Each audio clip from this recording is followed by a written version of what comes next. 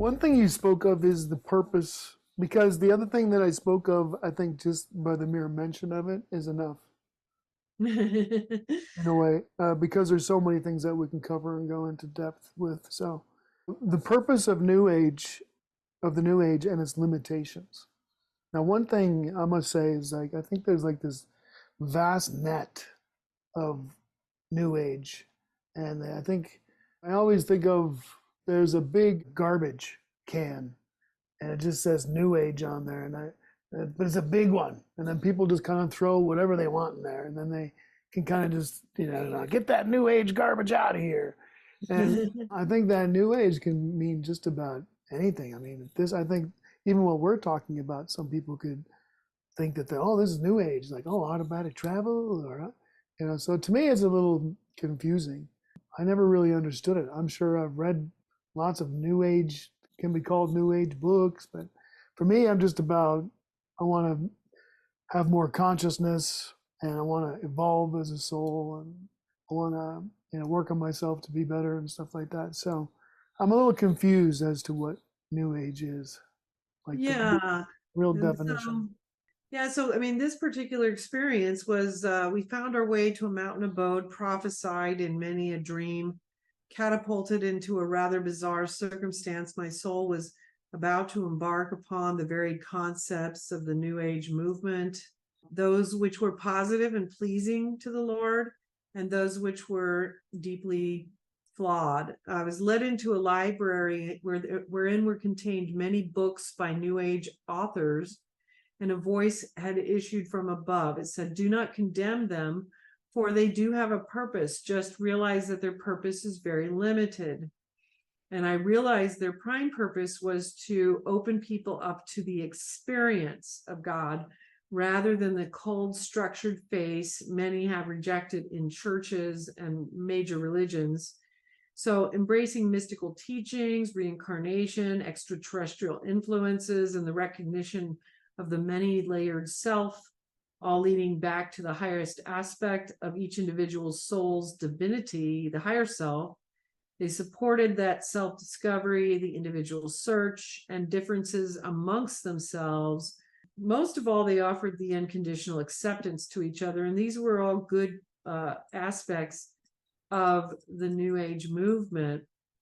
However, it was made clear to me that after this opening occurs, there remains little within the New Age teachings regarding God as supreme or the importance of morality and virtue.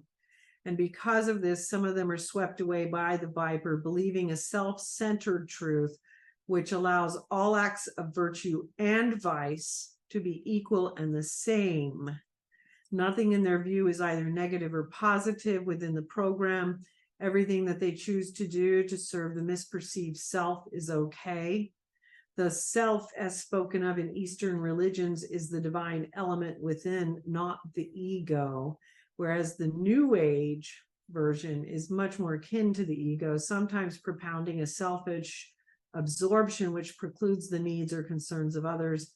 They also believe that we create our own reality, which, although it is somewhat true that we create our own reality, it is not entirely true in the manner in which they believe it to be so. We direct our reality within the confines of the will of the Lord. We can completely destroy our own destiny or energize it, but we cannot alter the course of all events within the confines of our life's program simply by willing it to be so. The Lord's decrees are carried out by his own choosing, and this belief becomes self-serving when it is used to deny responsibility or the need to care about those who suffer in the world, the hungry, the meek, the poor, and the sick. True holiness comes from serving the Lord and thereby serving others. Serving the self, as in the ego, is the doctrine of the fallen angels. Again, the self referred to in the Eastern teachings is the divine element within, not the ego. Yeah, I see like those aspects Do you? popping up, and I don't think that all of the authors are saying the exact same message. I think there's like, it's almost like other things we're talking about. Like, yeah, there's like some things, there's some good nuggets in there, and And then sometimes like, what the heck are they talking about? You know? But yeah, so I don't know. I guess it's what people are attracted to. And if they get attracted to the wrong things, it can really keep them karmically circling in something that's not going to be higher for them. They're going to kind of get stuck on a hamster wheel with some of these philosophies that are in the New Age. Yes. And we can get caught up in things that serve the ego or things that serve to aggrandize the self, the ego self, things that become distractions, really. You see, because when you pay attention to what we're talking about here with the karmic purification, we don't have a lot of time to waste, you know. So all the dark side really has to do is just distract us with other things. Just long enough. Yeah, just enough to kind of get us off track. And so, virtue and respect for the true karmic consequences of incorrect behavior, thought, and action are often lacking in a lot of the New Age principles, even in realms which appear unlimited to our human eyes, such as the Pleiades. Freedom is afforded within the confines of the will of God. Freedom is afforded to them because of their own innate controls. Freedom within the concept of what is good and what is true. Now, you see, this is where the vibration and frequency come in again, because why are we incompatible to these higher realms? Because we have not developed those innate controls that make us compatible to these realms where we can be trusted with that freedom, you see? And so this idea of, well, just do what you want. Okay, well, in an uncontrolled individual, that's bad advice. You know what I mean? Ironically, a quote put in here from the Urantia book says it well. It says, liberty is a self-destroying technique of cosmic existence when its motivation is unintelligent, unconditioned, and uncontrolled. And so that is why the vibrational and frequency matters are so important. And so then you continue, my soul continued standing amidst the putrid filth of the untrue concepts within the New Age. The primary affectations were the misperceived doctrine of I am God, which can become blasphemous in its misunderstanding. Now, again, the Eastern doctrine of I am God is very much linked to the true understanding of the correct doctrine of the self. But this understanding cannot be fully known outside the states of ecstasy and samadhi, which we just talked about, where the meaning is made clear, which is where you are taken into it. You're not generating it.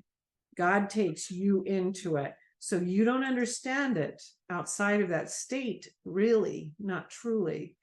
Its truth lies in the knowledge of the divine element within, which, when properly energized, allows for a soul to display miraculous holy gifts. The missing link of virtue and the misunderstood concept of self, true doctrines, when misunderstood, can become very dark. You see, and this is the difficulty. So, this is why, some of the mystery religions would keep some information only for certain initiates, because knowledge in the hands of the wrong people, that's why it was dangerous. It wasn't because there was some secret mystery place to go or something like that. It was because people can take what's true and completely misunderstand it and make it mean something else. Yeah, like they could know something about astrology in primitive times and know that there's going to be an eclipse of the sun. They're like, now with my powers, I'm gonna block out the sun. Yes, you give me your virgins. Like, that's not gonna happen. Like, what? Oh my God, this guy's amazing. I can do it whenever I want. Exactly.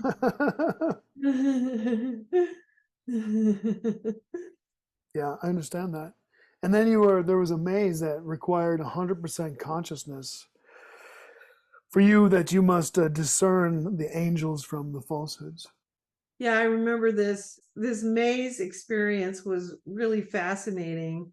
But when you come to the end of it, what it ended up coming to was that, yeah, here it is. Yeah, I'll read it right from here because, yeah, first of all, it was like I was going through all these procedures where I'm supposed to try to discern what's true from what's false. And they're telling me if you do this, if you do that, then you'll know what's true and what is false. But in reality, there's all these doctrines that are just on these newspapers. And I'm supposed to figure out, well, what's true? And it's like, well, there's no way I can know what's true on these unless God reveals it to me. It's just not possible. And that was the final conclusion. And then I made a decision. I would take them in and allow the Lord to reveal to me the true from the false. More importantly, I decided to allow the Lord to reveal to me that which really mattered from that which was truly unimportant. Here we go back to all the dogmas. What among the dogmas and the theologies, how much of it's actually important? How much of it matters? How much of it's just us getting caught up in our BS? So I entered a detached state of inquiry where I chose to accept the statements as neither true nor false, and the Lord revealed an entirely different great truth. All of these points in theology and religion have held absolutely no importance in the eyes of the Lord. Detailed doctrines and fancy dogmatic theologies were unimportant in the internal scheme of things. Nothing retained importance except this interiorly pure desire of the heart to know God. All the rest became meaningless. What I knew, what I believe, all paled in importance as it stood aside my love for God. And so I became totally detached. The page changed into a picture. And in the far lower right corner, an old lady was depicted in a pencil drawing holding a set of weights and balances. And she tells me, if you wish to know the truth and falsehood, you must place your nose against the old lady's hand holding the balance. And as I did so, my nose began vibrating immensely, and my soul quietly began to be delivered from this maze. And there had been so much more before I even got to that point in the maze, exiting upon the illustrious Route 25 and arriving at consciousness in the physical state. Ironically, we were just talking about Imam Ghazali. Here's a quote from his masterpiece, the Ihya Ulum Uddin, from Imam Ghazali. The Prophet prohibited dispute about useless things. He says, if a man gives up disputation in matters of truth, a house will be built up for him in the highest paradise. It's interesting that you refer to Imam Ghazali's masterpiece, because I think more so your masterpiece would be the Mysteries of the Redemption. Well, thank you for that. Thank you. So what was written here was the grand mystery of the redemption and the unfolding of reincarnation are inseparable. Yes. So this is some pretty powerful stuff that we're working with here. And it's revealed as 8 separate vessels of knowledge. Yes. Now, do you know where this comes from in the book? Like, do you know what the 8 separate vessels of knowledge are that are containing distinct energetic knowledge? In the experience that I'm looking at here, they were not shown to me as like things that had titles or words. They were shown as vibrational embodiments, and so these were energetic knowledge. Energetic knowledge, yes. And so there were 8 vessels, and each of these vessels had an energetic knowledge within them, and they were each distinctive. And they explained much of the experiential knowledge I'd come to know throughout my journeys, but there was a great deal more to each of them because there were mysteries which were presented to me distinctly and separately. And this was really a beautiful experience. And sometimes it's so frustrating because I'll have these experiences that you just wish you could you could explain better. But there were hands, and they were going like this, you know, the two hands over the other. And each hand was doing this. And as they were doing this, all this energy was just pouring. It's like flowing like this light stream coming into me. And each of these embodiments was just flowing light streams into me about what this all meant. It was just beyond words. Yeah, well, I think you do a pretty spectacular job of describing the undescribable. Thanks. Sometimes I look back and I'm like, gosh, I didn't do that justice. I just didn't do it justice. Abby, is do the best you can, right? That's all you can do. So there's disasters representing temptations that can descend upon our souls. Volcano / earthquakes. Number 2, mudslides, and 3, flash floods. You learn to ride the flows of these temptations and not to be overcome by them.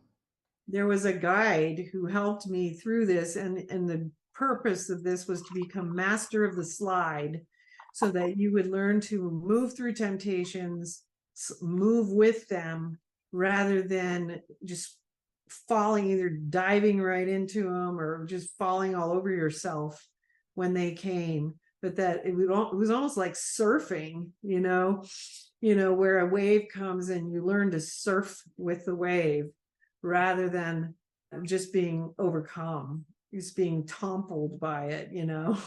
I believe the first one with the volcano earthquakes, didn't you have to just kind of lay there and just let it flow over you? Kind of. And then the second and the third ones, the flash floods and the mudslides, that's when you kind of more surfed them. Yeah, I think you're right. Yeah, The first involving volcanic eruptions and earthquakes, I was bidden to ride the volcanic flow and willingly go underneath it as it covered me over in vile usury, able to emerge victorious after it had passed. I was then able to merge very slowly. Yeah, you had to kind of just you can't avoid it. Yeah, you had to Couldn't keep avoid it. You just had to let it Yes. flow over you. And then the second and third were a little bit less overwhelming, so you sought to keep your head above the flow. Yes. And, in the end, it was do not flee from temptation, but do not succumb, but ride the wave and follow it through so as not to be overwhelmed. Do not fight temptation from the ground, overcome it through surrender to the flow of the divine, and you shall obtain the strength to swim through the greatest of moral obstacles with success. And you had to form your body like a tube. Yes. So to speak. So, which, when you're there, folks, it's good to know these things, right? Yeah. So there's this crazed ascent, this heavenly malaise, a soul preparing to leave the planetary teacher behind. So remember, you're in this classroom and you're a little cray cray, and the teacher, the spiritual teacher, is wanting people not to be distracted by you, and some of the students stick up for you, and it's really because the teacher is trying to avoid that aspect of himself, the part of him that has to go through that heavenly malaise, as we all do eventually, because we have to experience it all. Yes.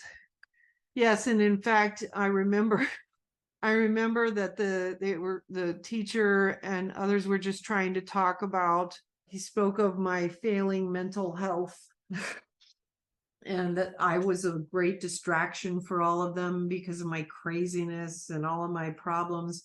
And one of the women jumped up. You speak of her as if you don't understand. She said, it's not like the butler who has been caught stealing. No, it's not like this at all, but rather the poet whose battle in life is always with himself.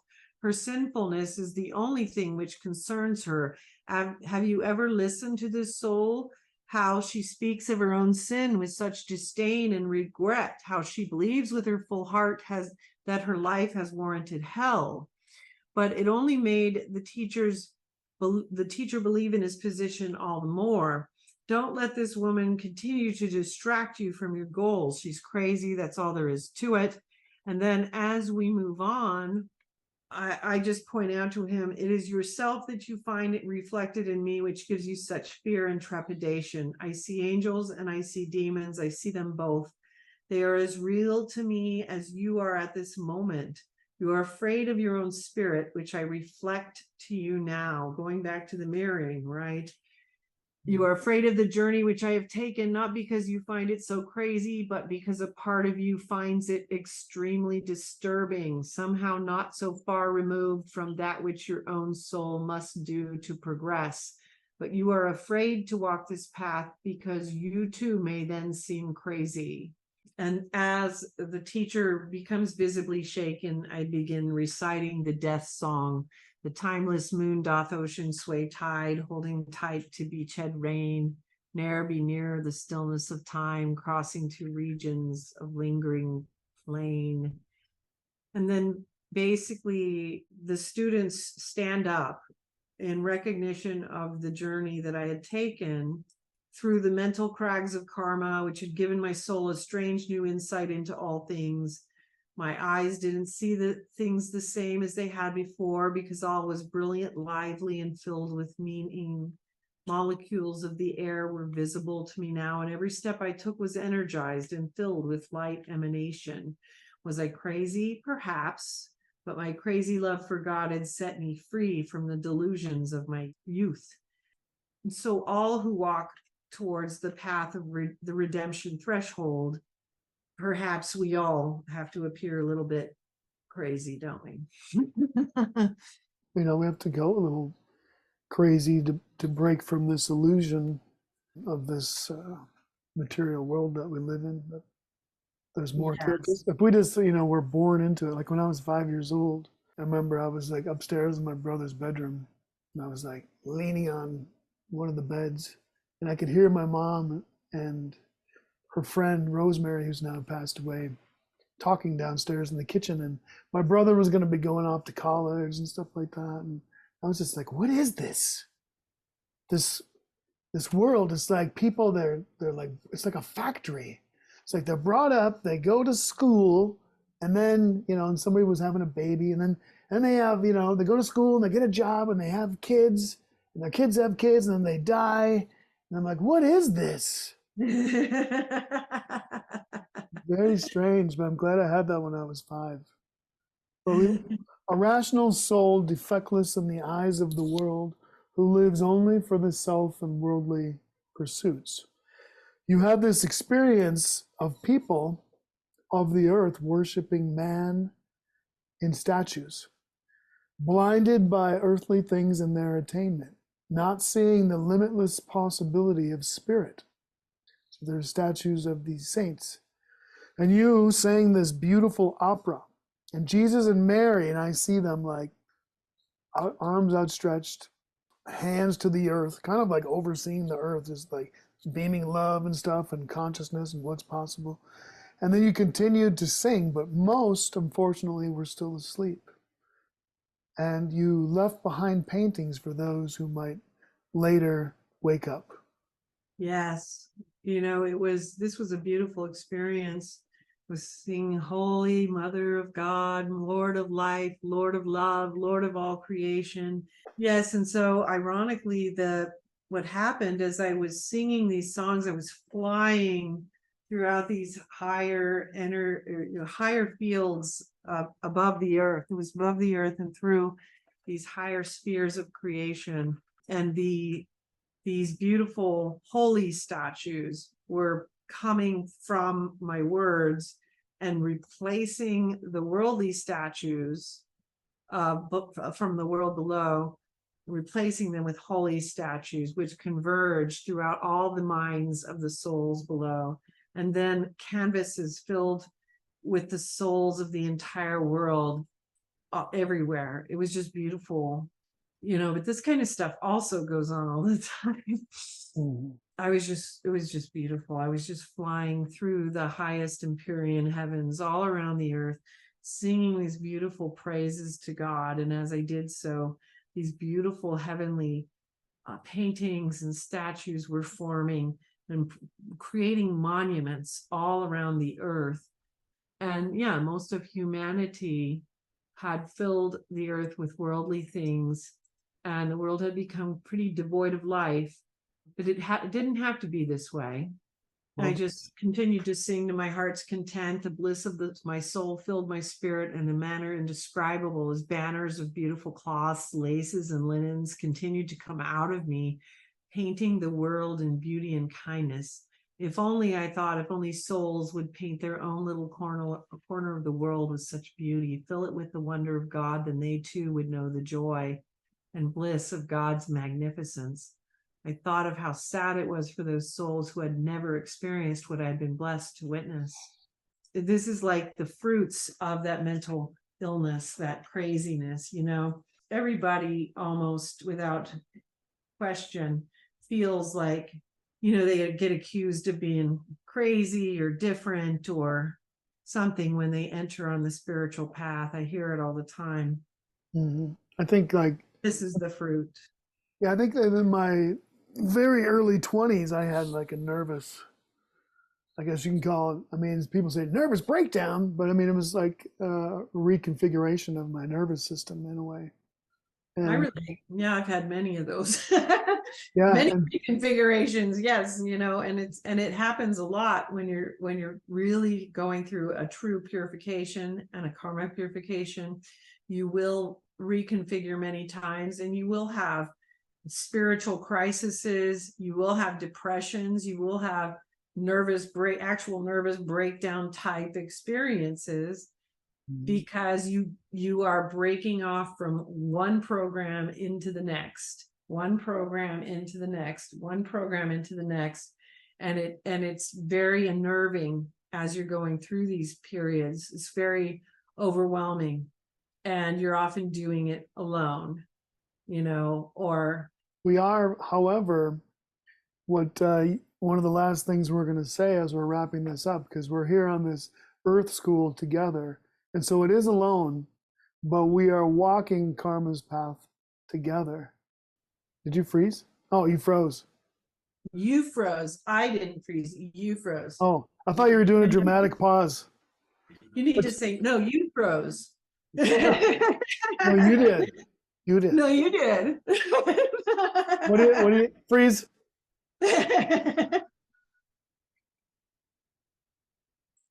No, that was a joke. Yeah, of course, it's like a singular. We come into this earth alone, and we exited alone, and Yep. we do walk this earthly school together on this karmic path. Yep. And just to finish this up, because we're gonna finalize it with the fountain of redemption, baptism, and then anything else that you'd like to say to wrap it up. And then once you do, I may just throw you a couple curveballs. All right. Curve me. Okay. So the fountain of the redemption. So this was an experience that my husband had at the time, and this was the end of, you know, this karmic journey. And he says, Marilynn and I were walking in a barren rock area when suddenly a fountain of water began gushing forth in the midst of our trail. Proceeding to step into the fountain, Marilynn immersed herself in the water. At that time, I heard a voice say, the fountain of redemption. And subsequently, I followed Marilynn's example and immersed myself likewise. It was truly a holy experience, a baptism. And so this was a true cleansing, purification moment at the end of this, you know, harrowing journey into all of this karma of, okay, let's go on to the next phase. Let's move on to the next level. And so the significance of a baptism again, can you just The relate that? purification, you know, baptism is washing away your sins. So we come here to this earth school with the opportunity to have our sins washed away, and then for us to be redeemed of those soul fetters that we have. Right. So Yes, this is our opportunity to do that. And so exactly. we're working together to help each other, and then we gotta help ourselves. And then there's also the spiritual, I hesitate to say hierarchy, but To know that we can't do it by ourselves and that Right. there's help for us. We seek out that assistance and then be open and a vessel for that to flow into us. But if Right. we're full of a lot of junk and stuff, right? We got to Yep. stop putting more junk in and then get rid of that junk and then empty out the glass so we can fill it up with something. Yes, exactly. Yeah, we get rid of the junk so that we can start filling it with new, purer things. The journey is never ending. So the end of the karma purification is just the beginning of the next, and there's always a next. And so what's the greatest hope that you have for this podcast, movie, whatever that we have here? My hope would be that people would realize that the path of reincarnation and karma is not as difficult as they think. That this type of purification, this karma purification, is something that can be achieved, and it's not as complicated as it's sometimes made to be.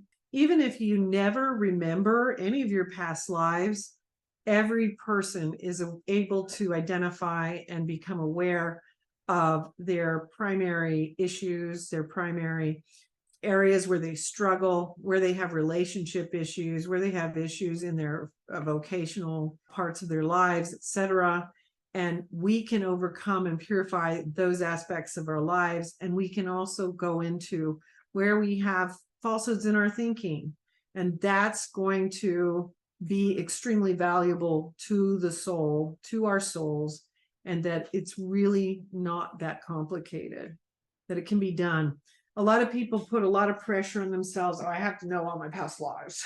No, you don't. Just like, no, if you meet somebody and you have a karmic connection with them, do I have to engage? No, you don't. You can completely work through that by trying to understand that connection and working through it. You don't have to engage. You don't have to know all your past lives. You don't have to be having out-of-body experiences to go down this path. You can do this process of purification and examining these things within your soul, overcoming them without making it this very, very extensive process of, oh, I need all these psychics, I need all these people to tell me all my past lives. You don't have to do that. So do we then just, as we're going through the process, things will come to us when they're ready to come to us? Or is there processes that we can seek out for these past lives? Or are you just saying, wait for it to come to you? Or what are you saying? Well, I think that for those who don't have any knowledge already of their past lives, people who want to undergo purification can start with mystical theology. So start with something like The Spiritual Life by Father Adolf Tanqueray, which is the manual on purification. Is that an audio book too, you think? I don't know. Because I'm more into audio stuff, as you know, lately. We can look into that, but definitely look into it. But there's The Spiritual Life by Father Adolf Tanqueray. There's also Father Reginald Garrigou Lagrange, and he has the 3 ages of the interior life. And these are the 2 true grand texts of mystical theology where you can begin this purification process, start taking it apart, regardless of whether you know your own past lives. We started at some point, we mentioned that there are masters in every religious path who follow this path of purification. And there are masters in the paths that don't believe in reincarnation who also do this. And so you can do this whether you know your past lives. If it were absolutely essential for you to know your past lives, they will come to you. You'll remember them. If you don't remember them or it doesn't come to you, then the other ways are going to work for you. It's going to be enough.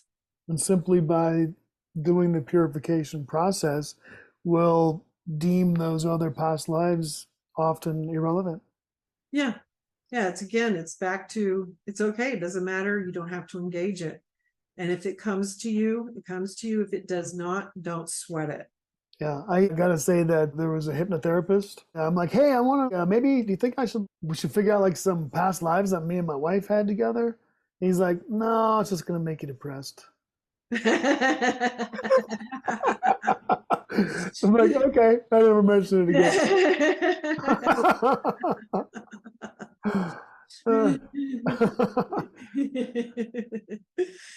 Yeah. Well, thanks, Marilyn. Thanks, Brian. It's always amazing. Any final words? Let's see. Let me see if I have any good final words for it. I bet you do. I got one final word. Love. What you? Love. That's mine. Here's one. Let's Okay. go with this. This is from the Nag Hammadi Library, the testimony of truth. And some say on the last day we will certainly arise in the resurrection, but they do not know what they are saying. For the last day is when those belonging to Christ was fulfilled. He destroyed their archon of darkness. They asked what they have been bound with and how they might properly release themselves. And they came to know themselves as to who they are, or rather, where they are now, and what is the place in which they will rest from their senselessness, arriving at knowledge. These Christ will transfer to the heights, since they have renounced foolishness and have advanced to knowledge. And those who have knowledge, he has come to know, the Son of Man. That is, he has come to know himself. This is the perfect life, that man know himself by means of the all. All right, great. So if anybody wants to reach out to Marilyn, are you okay with that, Marilyn? Of course, yes. Give her a shout. There's plenty of ways to get a hold of her. Go to outofbodytravel.org and just look under contact info and give her a holla. Holla. Yep. All right, thanks again, Marilyn. Thank you, Brian. See you next time. Okay. Okay.